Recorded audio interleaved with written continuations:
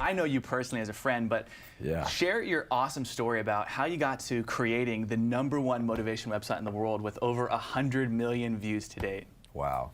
Dude, you know, when you say that, when you say close to 100 million views, I mean, for me, that just blows my mind. It still blows my mind, right? Because I was a little over 5 years ago now. I was feeling down and out. I didn't know what I wanted to do in my life. I was working in a sales company. I was really good at it. I got promoted a bunch of times. And I actually was asked to go and do a training session with Jordan Belfort, who is the Wolf of Wall Street. Not Leonardo DiCaprio, right? The original Wolf of Wall Street. Yeah. And so I remember being in a room with him and him standing in front of me going, you know, what are you good at? What are your strengths? What solution are you bringing to the world? What is your 10-year vision for success? What are your goals? Like, he was just challenging me on the spot. And so for me, it was like I had no idea because I never got clear myself on what it is that I needed to do to move in a better direction. I was just moving in a direction. I didn't know what level I wanted to play at, and I was very vague with my life. And so this allowed me to create a clarity game plan to really cast a 10-year vision for success. And what I discovered was, as I was writing out on those pages, you know, what I was excited about for the future and what possibilities there could be with just a no-limit way of thinking, I was getting more and more excited. And I wrote like 6 pages long, and he got me to stand up in front of everybody and share, you know, what my 10-year vision is. And yeah, I just remember that day in that room, I just had this like, not just a mental shift, but an emotional shift. And I was like, this is it. Like, I've really pinpointed the thing that I'm good at, computers and marketing. I was pretty good at it because I used to work in the music industry, and I used to you know, get a lot of exposure, and I was very resourceful, and I organized a lot of deals that took place. So I was successful in that. What I loved was reading, you know, your Tony Robbins books and Brian Tracy books and Jack Canfield and so on. So self-development was my thing, and the solution was I loved sharing my advice with others, sharing the knowledge. And you know, I found in that intersect between those 3 things was really my purpose.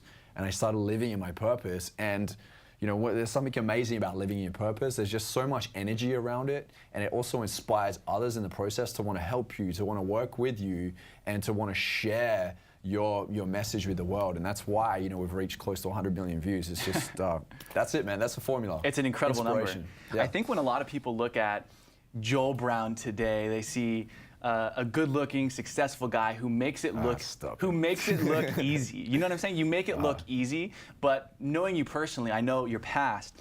Dude, I know it wasn't always that way. So share a little bit about some of the things that, going back maybe to high school, because I know that was an interesting time for you, high school and college.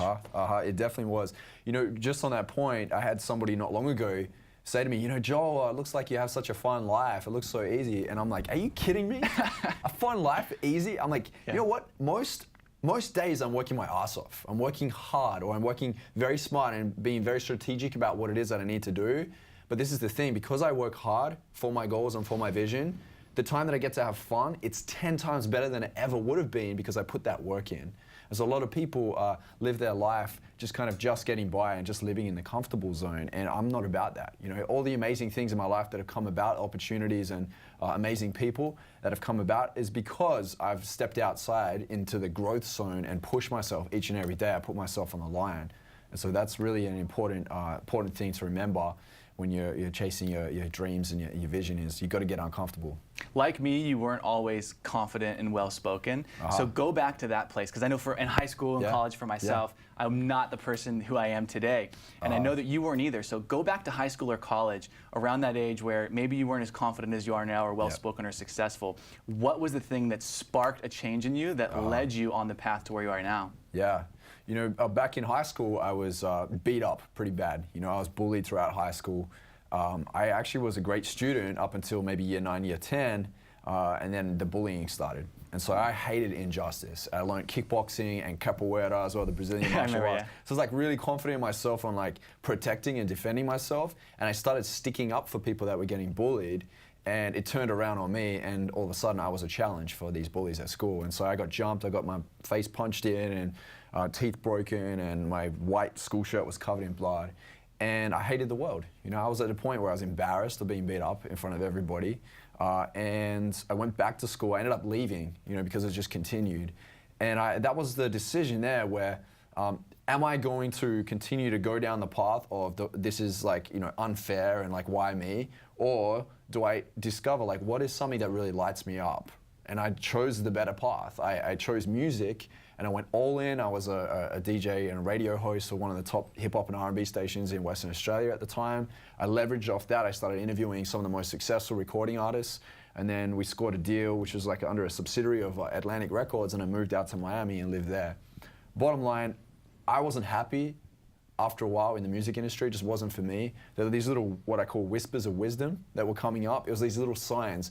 And I just kept remembering, my mom gave me Rich Dad, Poor Dad, that book from Robert Kiyosaki, when I was 13 years old. And a lot of it went over my head, at a young age. But there was this one paragraph that really resonated with me and helped me to understand what it means to be an entrepreneur. And so that paragraph said, you don't have to work for money, you can make money work for you. And so for me, it's this like nagging thing, this nagging feeling for like years that was in me, and it was just like it wouldn't give up. Like your purpose, your gifts, they get frustrated when you're not letting them out. I want to be out there. I want to talk on that in a second. We're here with Joel Brown. I'm Mark Lack from CEO of Shorten the Gap. Inspire, inform, and connecting a community of entrepreneurs. This is Business Rockstars. Here with Joel Brown from Addicted2Success. So share with me a little bit about what you were just talking about there, about passion and inspiration and how that plays a role in your success now, because from the past, it's not always something that you had. So today, what really inspires you and keeps you passionate about having a website that's already got 100 million views? Such a great question. In the beginning, it was to make money. Right? And for a lot of people, they feel guilty of that. It's like the elephant in the room. It's like, come on, let's get real. Why do you really want to start this business? Do you want to make a ton of money and then you want to then use that money to travel or to leave your day job, whatever it is? Like, don't feel guilty about that because it's going to evolve. You're going to grow with it. And so for me, it was making money. When I made enough money to go in and tell my pain in the ass boss it's costing me too much to be here and basically fired my boss and left, I remember that feeling that day. Like it was like it's so classic. Like what did that feel like? Oh my God, man! It was like moving into the light. It was like moving into a new direction. That was like stepping into your vision and knowing that there were no bars held. It was just that's it. I can deep dive into my vision now because I have more time for it. And so it's important to hold that thought and remember that, because some people, what they do is they get so used to their lifestyle as an entrepreneur and they start becoming complacent, right? And so for me, it's like, I always go back to that feeling of like, I remember how I felt that day. I'm going to deep dive into my vision every day. I'm going to swim in it as often as possible because that's what kept me alive. That's what helped me to become successful in what I do. It was money. Then it was about freedom. And then I realized when I had freedom, I had more time to create. I had more time to create. I was able to expand and really amplify the message that I had for the world. And now what I've shifted into as I've evolved as a person, as my business has evolved, it's about contribution. And so what I used to go for with freedom was happiness. I want to be happy, happy, happy, happy. But what's more important than happiness is what I like to call holiness. I read it in a book somewhere. It vibes so well with me that it's like holiness. Go for that. Holiness is coming from a place of service. And I used to hear all the time, the more people you help, the more you get back yourself and so on, right? It was like, I get it. But now I really get it. We're going to go into the 60-second CEO here just to get to learn a little bit more about you in a unique way. So when I ask you the question, just fire off the first thing that comes to mind. Are you ready? Let's do it. Let's go. Who is your favorite entrepreneur? Elon Musk. What is your favorite book? Ooh, Crush It by Gary Vaynerchuk. If you had one superpower, what would it be? Ooh, X-ray vision. So who's your favorite superhero? Ooh, Superman. We get that all the time. If you were an animal, what animal would you be? A lion. A lion. What do you like to do to unplug? I hit the gym, fitness, working out. That's what I do to unplug. What keeps you up at night? My vision. If you could go anywhere in the world, where would it be? The Swiss Alps. Last thing you do before bed? Meditate. What is your biggest pet peeve? Biggest pet peeve would have to be when I have to repeat myself over and over again. All right, well, here's our last question. Describe yourself in one word. Courageous. Courageous. Awesome, brother. Well, I know that that's actually true. Courageous is definitely a word to describe you. So, one of the things that I know and I love about you is you're so passionate about talking about why vision boards suck. And it's one of your most viewed pieces of content. Yeah. So why don't you share with us, A, what is a vision board? And B, why do vision boards suck? Yeah, vision boards are really, like a map for you. And they're great. They're great. They're just not amazing. And what I mean by this is that, yes, you've got your vision board here, which is like a whiteboard or wherever it is, a corkboard, and you cut out pictures from the internet or from a magazine and you pin it on that board. Things you want to have, the way I want my body to look, the car I want to have, right? It's there for you to really like see a visual of it.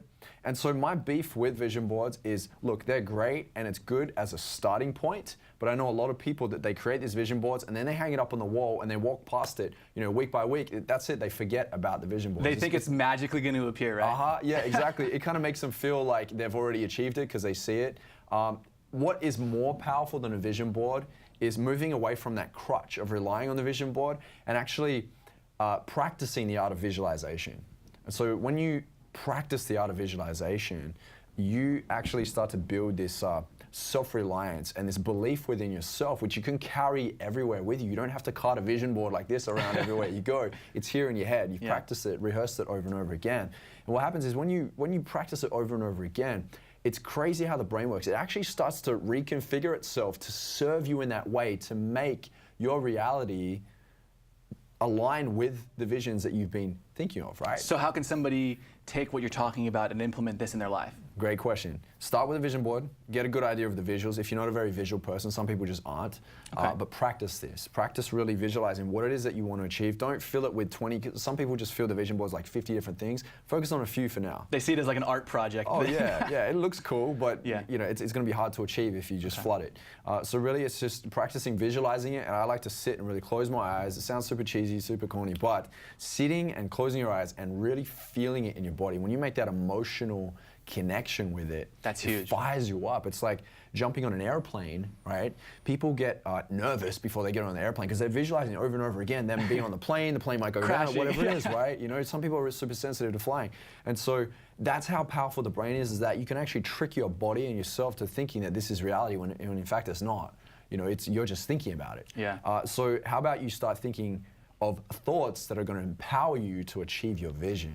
Right? No picture on the internet or no magazine clipping is going to be as powerful as the thoughts that are in your mind. Yeah. You look at somebody like Walt Disney, he imagined Disney World before it even came. And he was rejected hundreds of times, by the banks. So I think so many people make the mistake of thinking that just looking at something and not emotionalizing it is going to trigger them. And I think that's the distinction that you're making here is visualize and feel the emotion of what it would be like to already have the achievement of that thing on your vision board. And that emotion will compel you to take action more so than just looking at a picture, right? Yes. Awesome. Now on the head, man. Yep. Awesome. So I want to know some of the tips that you have for becoming an influential leader. I mean, you're obviously somebody who's, an influential leader. You've got over 100 million views. You've got so many people following you. Millions of people see your content on a monthly basis with Addicted to Success. What are some of your tips to becoming a better influential leader? You have to go first. If you want to, the highest level of inspiration is to stand up and take the action so that others can see that, whoa, this is possible. It's immersing yourself in the possibility of something happening. Getting good at going first, being the person that immerses yourself in that. And then what I would like to focus on as well, if you don't mind, is really the 4 dimensions of success, which I touch on quite a lot with my mastermind groups and those that I coach, is really, I've interviewed hundreds of successful people. And what I've discovered You've interviewed, by the way, just for people listening, I know, because I want them to know, you haven't just interviewed people, you've interviewed the best. Tony Robbins, Deepak Chopra, and so many people that fall under that category. Yeah. So go on from there, because you really are incredible, brother. Thank you, brother. Thank you. So lay it down. What are these 4 dimensions that people can learn from? Yeah, so the 4 dimensions are your values. You got to get clear on what your values are, what you value most. What you spend most of your time thinking about, you love talking to other people about, that you spend most of your money on, that you would read a book about, what you could even write a book about. They're like your top values, right? And really find your top 3 values and live by them, right? Okay, so number 1 is values. Values, then you got beliefs. right? Believing that it's actually possible. It's the mindset part of it all. And you want to tie those two together. So your values and your beliefs just drive every decision that you make. Okay. And then next is habits, right? The little energy bolts of action, the consistency that you take every day, and the persistency to get closer to your goals and dreams. And last but not least is your skills. And so your skills really are, are you able to do this? I like to say your beliefs, habits, and skills, ready, willing, and able. Beliefs, habits, skills, right? Just think about that, because really if you can focus on those areas, this is where you become an unstoppable human being. These people that I interview, I've discovered, they're not all saying the same thing, but I always listen for the underlying thing that they're saying. And really what it is that they believe in themselves, they've put the habits in place, they do the unsexy, uncool things, with just the actions over and over again, which people just don't like, but really that's what gets you to where you need to be. And they've acquired the skills. If they don't have the skills themselves or haven't learned it themselves, they'll hire a team of people that have those skills to build the business to the level that they want to achieve that business success at. We're here with Joel Brown from Addicted2Success.com. I'm Mark Lack, CEO of Shorten the Gap. Inspire, inform, and connecting a community of entrepreneurs. This is Business Rockstars. Why don't you go over a little recap for us of what are those 4 Ds, just to recap and simplify? Yeah, 4 dimensions are values, beliefs, habits, and skills. How have those things impacted your success? Oh, dramatically. Once I discovered it and started, because there's nothing that I teach that I haven't already put into practice myself first. I think that's so important too. So important. Yeah. So incredibly important. You're not just talking about it's it, textbook stuff. You've benefited from it, and then you're sharing what actually works from experience. Yeah. Look, I always check back in. Am I really applying the values, beliefs, habits, and skills? Whenever I feel like I'm hitting a bit of a challenge or a hurdle, I always check back in. Here's the thing too about learning all this new knowledge. There's 3 levels of learning. So it's like learning itself, which is reading and acquiring knowledge. Okay. The second level is understanding. Understanding is when you can teach others about the knowledge that you have. And the third level is wisdom. Wisdom is knowledge applied. And that is the ultimate level of learning and understanding. What's some of the best wisdom that you've learned from other incredible mentors that I know you've been around? To be honest, everyone that I interview and I find like, wow, that's a powerful lesson, I always sit with it. I like to meditate a lot, right? So I go and sit after I hear this from a mentor or somebody I've interviewed, like Tony Robbins or Grant Cardone or Gary Vaynerchuk. And I'll sit with it and I'll really close my eyes and go deep and just focus on that one question or that one lesson, and I see how I can tie it into my life. Like, where have I applied that before? How can I apply that now if I haven't already applied it? And then what I do is I either draw off that and go, okay, yes, I've learned a lesson here, the penny drops. Or I go, okay, I haven't learned that lesson yet. Now I'm going to be conscious of going out and tying that to something in my everyday life so that I can learn from it, so I can grow even more. It's being committed to growth, man. It's being addicted to success. That's right.